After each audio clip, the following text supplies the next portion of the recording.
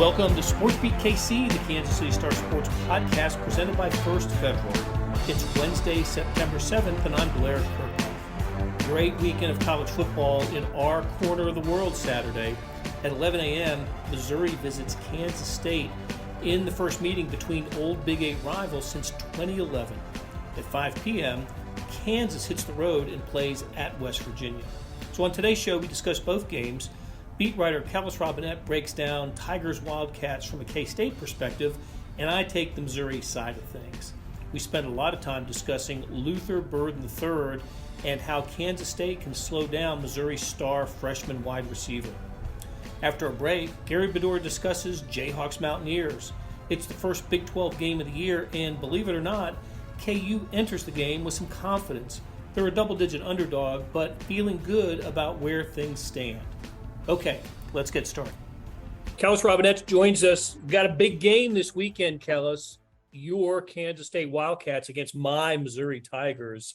So you and I will be sitting in the press box together, maybe for the first time in a couple of years anyway. I didn't go to a K-State game last year, and then, with COVID, I didn't go. So anyway, it'll be great to see you this weekend, and it's a really good game, just based on how the teams performed in the opener, and it's a measuring stick game as far as I'm concerned. How do you look at Kansas State, Missouri? That's a great way to put it. It's the first real test for both teams. Missouri looked great in their opener, but they were playing Louisiana Tech, so you never know exactly how much stock to put in that. Kansas State looked pretty good in its opener, but it was playing South Dakota, so you don't know exactly how much to put into that. So this week we'll get a few more answers, and what better way to do it than an old school Big 8, not even Big 12, Big 8 brawl that we haven't seen since 2011. And it's kind of funny to think about. It hasn't been all that long since these teams have played, but so much has changed that think about this. Colin Klein, the last time they played, was Kansas State's quarterback. Now he's the offensive coordinator. How about that? That is pretty cool. So I was telling somebody the other day that the last time Kansas State and Missouri played, there was no streetcar in Kansas City. That hadn't started yet. They're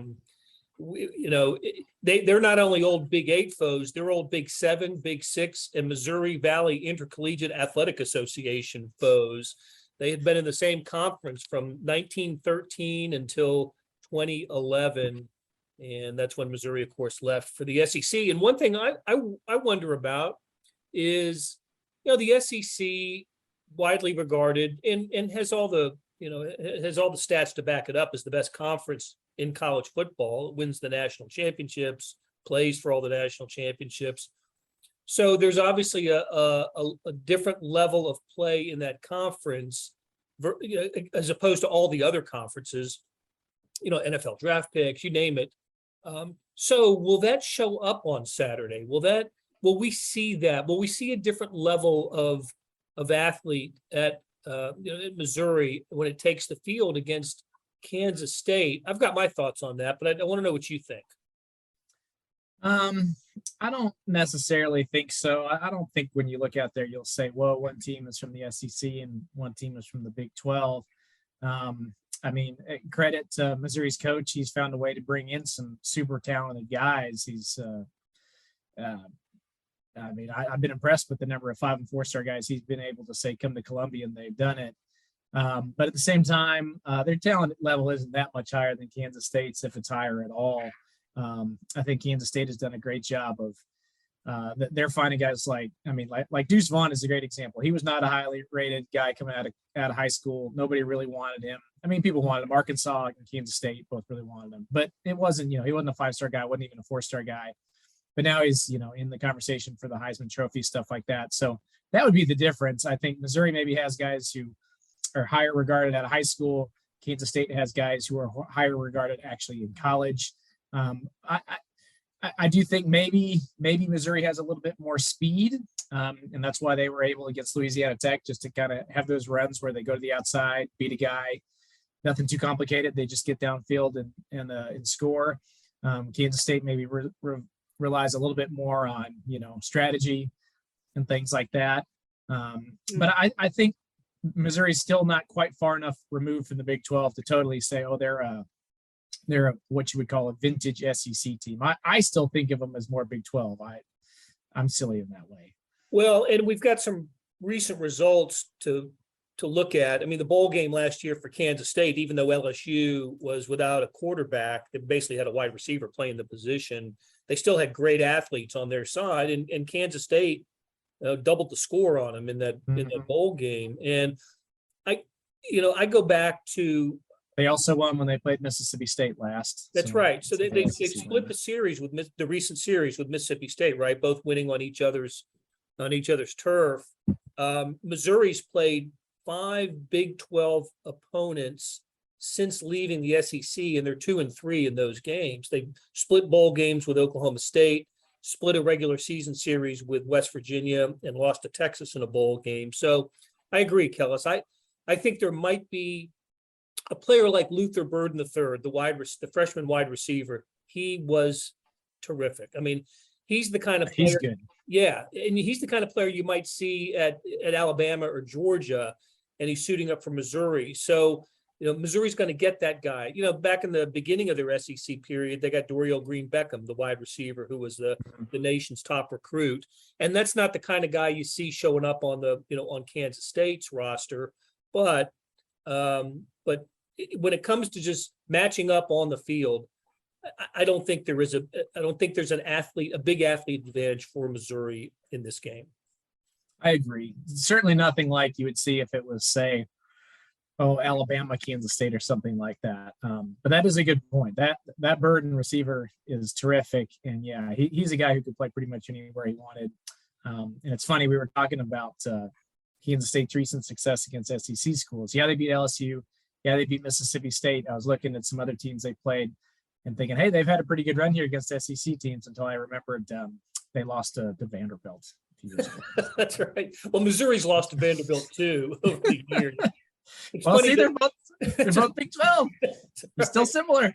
That's right. I'll tell you, the series I remember is the Auburn series with K-State. Now that we're talking about a long time ago, of course, but that was also, remember the game at Manhattan where Kansas State would have either gone ahead or tied it late, but the ball went off of Lockett's shoulder pad in the end zone for an interception. I can't remember the year of that game, but I remember thinking, that's an Auburn team that had either recently played for the national championship or was about to, and Kansas went toe to toe with them in that game that night in Manhattan. So, yeah, that was a good game, and it's kind of crazy to think about how they lost that. Tyler Lockett, of all people, can't hold on to a touchdown pass, turns into an interception. And Kansas State special teams, which has been their bread and butter for years, they missed, I want to say, 3 field goals. Right. Maybe it was just 2, but yeah, lose a close game, and for those things to go against them, man, yeah, that was a bitter one for that team.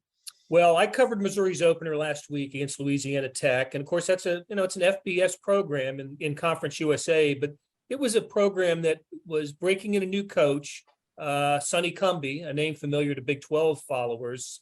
Cumbie, of course, was a quarterback at Texas Tech, learned the air raid offense under Mike Leach. So they're breaking in a new offense against Missouri, and did not have the athletes that Missouri had. Missouri wins this game 52-24, even though they committed 2 turnovers in the red zone. They didn't pick up on 3 occasions, either 3rd and 1, 3rd and 2, 4th and 1, and they didn't pick up a first down. So these are the kinds of things that Eli Drinkwitz really harped on in his midweek press conference entering Kansas State.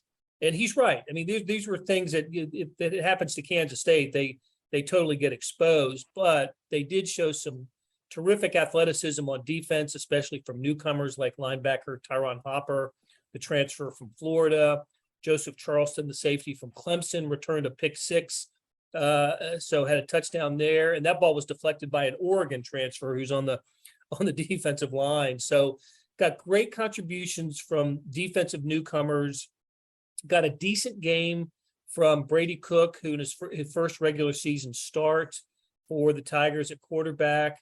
Running game probably needs to be a work in progress. Wide receivers are very good. And we circle back to Luther Burden III. There is nobody on the K-State roster like Luther Burden the third. So what does Kansas State do to try to slow this guy down? He lined up at wide receiver, at slot, at running back, and he reminded me a little bit of Tyreek Hill, the way Missouri was trying to get him the ball in this game. Now, he didn't have huge numbers, but every time he touched the ball, it was electric. Yeah, I mean, he's going to be the person that whenever he's on the field, Kansas State players are yelling out his number, make sure you're on this guy. And I can tell you at Kansas State's midweek press conference, a lot of times when you ask opposing players about you ask them about other players on other teams, a lot of times they don't know them by name, they know them by number, or know a little bit about their background, but can't really call them out. But everybody knew who Burden was, which I thought was telling, considering he's only played the one game in college, right? They were talking to him like, I mean, they were talking about him like when Kansas State was getting ready to play Christian McCaffrey in Stanford a few years ago. That was like that much respect. We got to be on this guy. So it'll be interesting to see what they do there. And it'll be an interesting thing just because Kansas State wasn't, I mean, they were great against the run against South Dakota. And I mean, they didn't allow they're great against everything. They didn't allow any pass, any points. So you can't, complain too much about it. But South Dakota did have some people open. They had some critical drops. If they hold on to some more passes, their stat line looks much better than it did. So, if Kansas State's letting Burden run free on them, that's going to be an issue. But Kansas State, with their new 3-3-5 that they implemented last year, just has a lot of different ways they can go zone, they can go man, they can keep eyes on a special player here or there if they want to. So I'm sure they'll, drop some extra people back into coverage and just make sure they've got eyes on him. Yeah, it is such a unique alignment. Eli Drinkwitz talked about that this week too. They don't see many 3-3-5s during a year. And the one thing that another area where Missouri needed to improve on, even with its lopsided victory, was, Burden was great with the ball in his hands, but there were a couple of pass attempts to him, deep pass attempts that did not connect and looked like Brady Cook may have underthrown one, but Burden seemed to get his hands on one and couldn't haul it in. So they've, when Luther Burden is lining up in the backfield or at slot, I think a lot of people will now start to know he's getting the ball and you can defend that. So when he's a pass catcher, when he's lined up wide, then that gives Missouri a threat on offense that you've got to respect. Certainly him on the outside, and they have so many good other wide receivers. I think we're going to see Missouri try to air it out on Saturday against the Wildcats. Hey, I want to ask you about the play of Adrian Martinez. And speaking of numbers that weren't impressive, Adrian Martinez in his first game for Kansas State was 53 yards passing. Had a nice run. I saw a nice little scramble, but overall, what's the story on his opening game for Kansas State? I mean, I would describe it in one word as underwhelming. Anybody who saw him in Nebraska making all these, highlight plays, putting up over 10,000 yards, trying to carry Nebraska on his back. Anybody who was expecting him to be like a highlight show in this game was very, very disappointed. And I'm not saying that's a reason to, stop believing in the guy or that he can't be a good quarterback moving forward, but he was just amazingly cautious in this game. And there were a lot of times when Kansas State gave him really good protection. He had 8, 9, maybe even 10 seconds in the pocket to throw the ball. I went back and watched one replay. I think they had 4 receiving threats on the play, and he looked at all 4 of them 2 times before deciding, I'm just going to dump this off, for maybe a 2-yard gain here. Perhaps that's commendable. You're winning a game 34-0. You don't want to turn the ball over. You don't want to make any mistakes. I get that. But he looked, to me, he just kind of out of his element a little bit. He seemed like he didn't want to be forcing anything to the point where even if it was open, he wasn't going to throw. We only saw him take one deep pass all night, and that's how you end up with 15 passing attempts for 53 yards. So, anybody expecting him to come in and be an upgrade on Skylar Thompson, or at least a big upgrade on Skylar Thompson, probably at this point needs to be rethinking that. But at the same time, it was just one game. Maybe they were trying to hide stuff. They didn't want to give Missouri anything to look at. And he comes out in week 2 and has like 500 yards. I don't know. I wouldn't say that's impossible, but week 1, he was very, very cautious. He looked to me like a guy who was going out there playing not to lose more than playing to win. Yeah, very vanilla flavor to the game, his game against South Dakota, I thought. And he took that sack too. That, he didn't see the safety coming from the blind side. And I bring that up because Missouri's Brady Cook had a really nice elusive move to avoid a sack on against Louisiana Tech. And I just thought, man, that's a play that shouldn't have happened. And one that I think you wrote that Kansas State wished they had back. Obviously, they wish they had it back. So, yeah, and it was on a 4th and 10 of all things. So, I don't know, just a weird play. Nobody saw it. Left tackle didn't stop him. Receivers didn't stop him. Running back was nowhere to be found, and Martinez just let him whack him. So, I don't know. That was a bizarre play. All right, so a loss, but if Missouri loses this game, which the odds makers say they will, maybe by 2 scores. I think I saw 8.5. You've seen it as high as 9.5 and as low as in the 7s for Kansas State as a favorite in this game. I don't think it crushes Missouri's season. The expectation for the Tigers, they were picked to finish 6 out of 7 in the SEC East.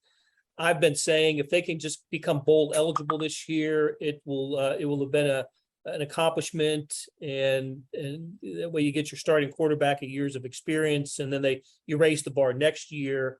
But for Kansas State, if they lost, their biggest non-conference game, which is at home, does it change it doesn't change season objectives, but does it alter the way you might look at the upside for this program this season?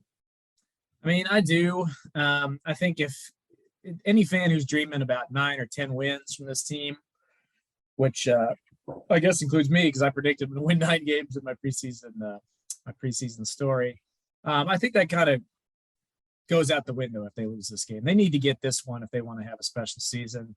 And, that's not to say that they couldn't still have a winning Big 12 record or do some good things there, but just how many times have you seen a Kansas State team lose in the non-conference and go on to be, a ranked team or do something great? Really, the only time I can think of is like we were talking earlier when they lost to Auburn in that game. They figured some things out afterwards. Tyler Lockett was a target magnet after that. Didn't drop any more passes, and they went on to be a ranked team and play in the Alamo Bowl. But I think that it would just be harder for this team to do that. Missouri's not as good as Auburn was that year. You get them at home in front of the biggest crowd Kansas State's going to have in a few years. This is a game they really need to win. And, is it a season killer if they lose it? No, but I do think it takes a lot of possible perks off the table if they don't win. You mentioned the atmosphere. It's going to be the best atmosphere that Missouri will play in short of. I'm trying to think of where their road games are this year. They go to, is it Georgia? Did they go to Georgia this year? I can't remember. The top level SEC places are obviously incredible atmospheres, but they're not going to, once you get below, LSU at night and, any game at Georgia or Alabama, Auburn, there's, just maybe Tennessee when they're rolling and have 100,000 there. They're not going to be in a more hostile environment in a louder stadium than Bill Snyder Family Stadium on Saturday, and Drinkwitz alluded to that as well. And the Kansas State players know it. Drinkwitz even mentioned this when he was referring to Luther Burden. It said it's one thing to have 50,000 fans cheer for you, which is what happened in the opener for the Tigers. But they're going to have 50,000 fans cheering against him this weekend, and that's just a totally different experience. Okay, Kellis, as we wind it down, I didn't want to let this conversation pass without mentioning how badly I felt for, help me with the pronunciation of the last name, but Taylor Poitier, yeah, you got it. Poitier. You and I got to talk with him at the Catbackers program over in Lenexa this summer, and he was so happy to, having missed last season, he could not wait to get back on the field this year, and he just was a a friendly, affable person, and I was happy for him. And we were all kind of just couldn't wait to see him play again. And then the opener comes, and was it the second quarter that he suffered a season-ending injury for the second year in a row? Yeah, he worked for an entire year to rehab his knee and get back in a place where he could be the starting right guard for Kansas State this season.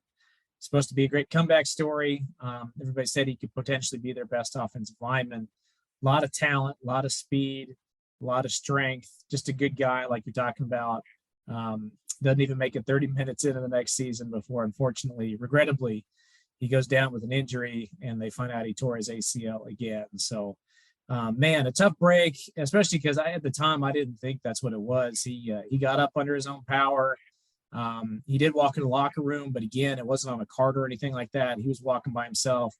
I was hopeful it would only be some kind of sprain, nothing too serious. He could come back in a game or two, but unfortunately, I just like Chris Kleiman just called it cruel. I thought that was a good word. Yeah. He's going to miss basically back-to-back seasons. And man, one ACL is hard enough to come back from if he wants to keep playing, and now he'll have to do it again. So but best of luck to him, whatever he decides to do. And he's a Kansas City kid, right? Yeah, Bishop Miege. Yeah, played at Bishop Miege. So, all right, Kellis, the final thought is going to be, we're going to tap into your betting expertise. Let's just say it's an 8.5-point spread, Kansas State favorite over Missouri. Who you got? At that number, I think I like Missouri to cover. I just think this will be a closer game than that number realizes. Just talking to Kansas State players about how much they want this to be a rivalry, even though they're not the same conference anymore. They don't play. I think they're going to be fired up. I think Missouri's going to be fired up. And the interesting thing to me is that both teams' strengths kind of play into each other's weaknesses. Like last week, what was the number? Missouri allowed like 11 rushing yards? 8 yards rushing, and but they gave up 3 long touchdown passes. But that doesn't play into K-State. Exactly. So Kansas State runs for 297 yards last week. They're going up against a team that only allowed 8, like you said. So very much more difficult competition here. Missouri's got some dudes on the defensive line. I would be very surprised if Kansas State approaches 300 rushing yards in this game. So for the Wildcats to win, Martinez, I think, is going to have to throw at least a little bit. And, it's going to take more than 53 yards to do that. And flip side, kind of same deal. Missouri's offense kind of plays into some situations like they can throw the ball where Kansas State hasn't been totally tested yet. So maybe if they hit there, it's a closer game. I just think when you factor all those things in, it's more of a 6 or 7 point game than a 2-score game.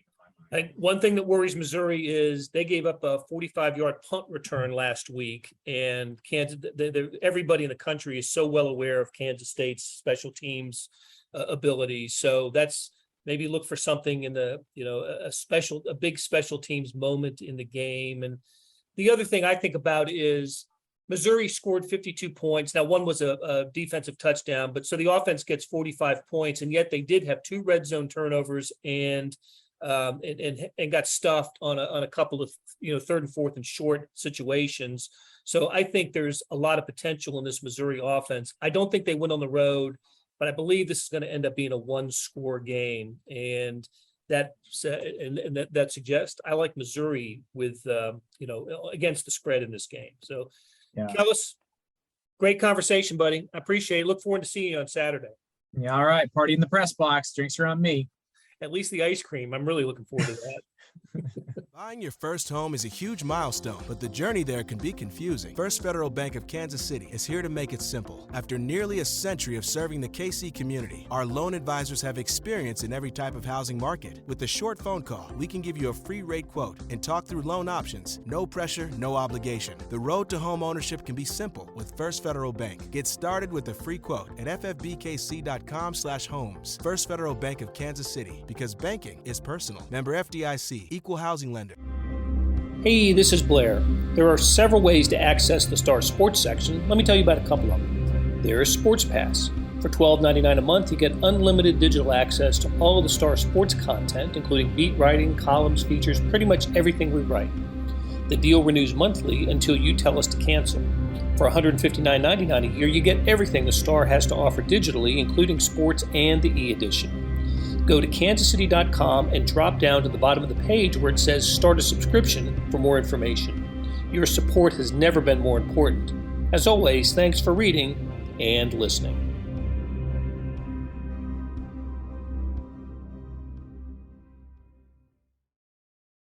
Gary Bedore is here. It covers KU, and we're going to talk about the Jayhawks game Saturday at West Virginia. Gary, Kansas has been 1-0 before in the last decade or so, but they don't often get to 2-0, and they don't often get to 1-0 in Big 12 play. There looks to be some opportunity for the Jayhawks this week if they can take an effort similar to the one that they had against Tennessee Tech to Morgantown. Yeah, it's weird when you look at, does KU have a shot or do they not? Because when you look at the opponent, like Roy Williams used to say, there's two teams playing this game. West Virginia has won 18 straight home openers. So, wow, that's quite a few. Kansas, I don't think, has won 2 in a row since Mangino. We go back to those 2 Mangino years at the end. Yeah. But, West Virginia also hasn't been 0-2 since 1979. So it's either time for them to do all these things, nothing can last forever, or West Virginia will just win. So I think KU had a great opener, perfect opponent for KU and a team that's rebuilding and trying to get confidence. But, 12.5-point spread, I just don't see any way, again, anybody knows what's going to happen. Well, I agree with that. We just don't know enough about KU. And while they received all the, all the credit in the world for playing the way they did in the opener, which was, you got to take care of business against against an opponent like Tennessee Tech, and they did just that. It's still difficult to gauge how good Kansas is based on that. Now, certainly if they had struggled, and Kansas has struggled in openers against FCS programs before and has even lost to, 1 or 2 over the years, then you'd know right away it's going to be another terrible season for Kansas. Yeah. But this time, they win so convincingly that that you just kind of don't know, because we haven't seen it from a Kansas program, right? It's been so long since we've seen good, consistent, Big 12 level football from KU that you don't know what to expect going into a game in which going into a Big 12 game, especially against an opponent that's not Oklahoma. So they're taking on West Virginia, a team that they played a year ago at the regular season finale. It was at Lawrence, and it was a 6-point game. They played West Virginia tough a year ago, and I'm not sure West Virginia's greatly improved over last year, but I think Kansas has. So maybe there is a glimmer of hope for Kansas in this game. Yeah, I was reading about West Virginia, and they have good, big, talented offensive and defensive lines. So Kansas is going to hear or learn about that part of its game. It looks like coming up. They've got the new quarterback from Georgia out of the portal. JT Daniels, right? Yeah, another portal guy. And I did not watch their game against Pitt, but somebody told me he played pretty well. And they've got a freshman running back who had 120 yards. But of course, KU has the 4 running backs that are all doing well and look like they will do well.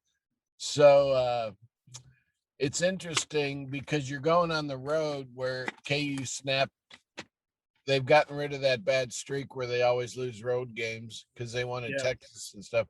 But an interesting thing is if KU is to win a road game, this and the Texas Tech game, according to the media in the poll, would be the ones to win. West Virginia was picked 8th, Tech 9th, Kansas 10th. So again, it's possible, and we will find out, because apparently West Virginia has legitimate Power 5 lines. Right. So when you got a good offensive line and defensive line, I would suspect we're going to learn a little bit more about KU there. And KU's still building in those areas. Yeah. Even though they've improved greatly, I think they're still building in those areas. But one thing that Kansas has that it hasn't always had in the last decade, and that is a quarterback that maybe fans can believe in or trust. And Jalen Daniels had a really nice opener against Tennessee Tech, didn't he? Yeah, he only had 2 incompletions, I think, 1 intercept when the game was out of reach, but he did well. Like you said, they can probably trust that they have a solid to excellent number 1 quarterback. So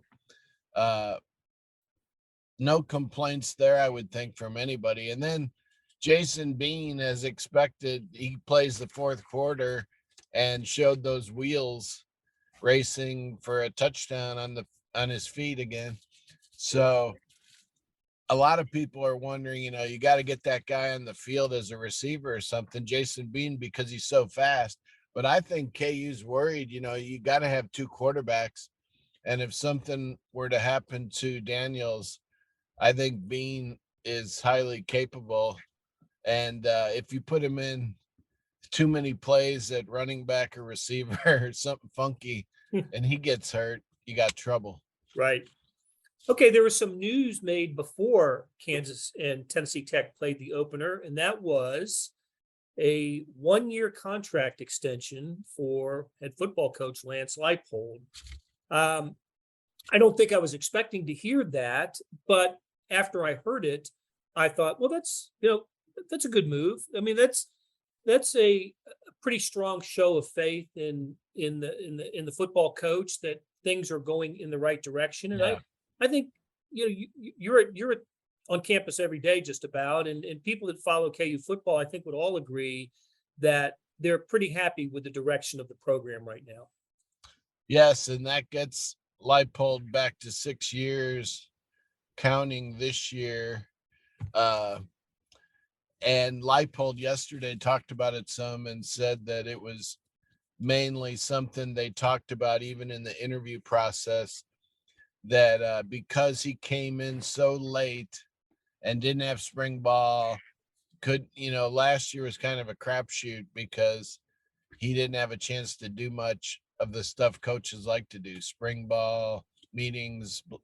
So I think in Travis Goff's mind, it was like, let's just, if everything goes like we expect, we'll just hike that thing back up to 6 years, don't worry about it. And Leipold said it was not even negotiations. Goff likes to go to practice and stuff sometimes. So after a practice, he grabbed him and said, we're extending you that year. So I think nobody's worried right now about Leipold leaving, but it would, if he does turn KU's program around and being an old ball coach, as people call Leipold, he might want to go tackle a real powerful football program job. But right now, with 6 years, he's 58 years old. He's a program builder type guy. KU fans are probably pretty confident that as of week 2 in his second year, they've made a good hire, and this guy likes KU. He and his wife started this fund for graduate assistants where he forks over some of his money back to KU. So right now everybody's happy, but as you know, they're one blowout loss away from people wondering what's going on again. But I think as far as Leipold, no complaints from anybody. Media likes him. Real good football access for interviews and stuff. So That's good. That's good to hear. yeah. All right, Gary, I don't think you're a betting man. I know I'm not a betting man. Yeah, not really. But if let's just say if the line today is 12.5 points, West Virginia's favored, which side would you come down on? Well, 2 touchdowns. Let's just assume there's 60,000 fans fill the place. Good atmosphere. Always a good atmosphere at that stadium. All those things I was saying about how they don't lose, they don't go 0-2. They like to think of themselves as a real elite program, even though they haven't done it as well in the Big 12. So I would take West Virginia and give the points. But last week I got it wrong. I thought KU would win by 27, and they won by way more than that. Yeah. Listen, I can see a 30-17 type of outcome for West Virginia, victory West Virginia, which would cover. But I think I like Kansas to keep it close. They did that last year in Lawrence, and you're right about. I can't emphasize enough what kind of good atmosphere there is at Milan Polsker Stadium. I think I'm pronouncing that right in Morgantown. And West Virginia always has a nice home field advantage. I'm going to ride the Kansas momentum and say it's going to end up being maybe a 1-score loss for the Jayhawks, but West Virginia finds a way to pull it out. All right, Gary, great conversation. We'll do it again next week. Thank you.